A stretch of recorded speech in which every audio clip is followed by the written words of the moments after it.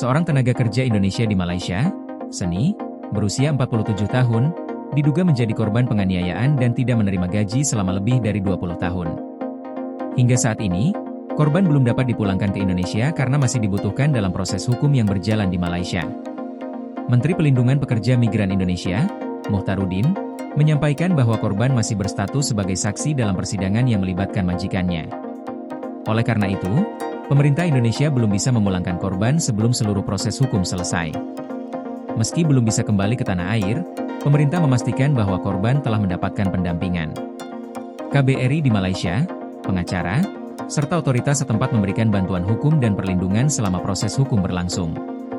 Pemerintah menegaskan, setelah proses peradilan selesai, korban akan segera dipulangkan ke Indonesia.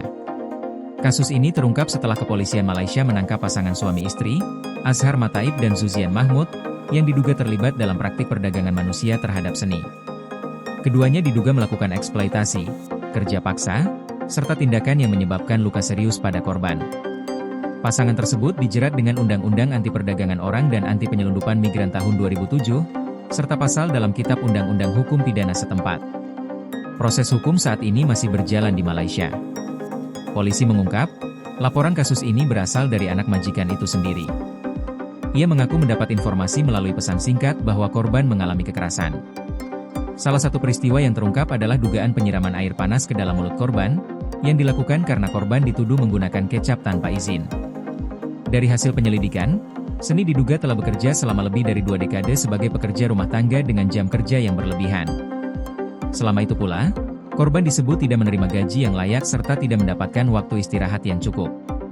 Kasus ini menjadi sorotan serius terkait perlindungan pekerja migran Indonesia di luar negeri, sekaligus menegaskan pentingnya pengawasan dan penegakan hukum terhadap praktik eksploitasi tenaga kerja. Koordinasi PLN dengan TNGL jelang Hari Kesaktian Pancasila, listrik terbangun, alam tetap lestari. Panen perdana garam Aceh. PLN hadirkan energi untuk UMKM di momen menyambut Hari Kesaktian Pancasila.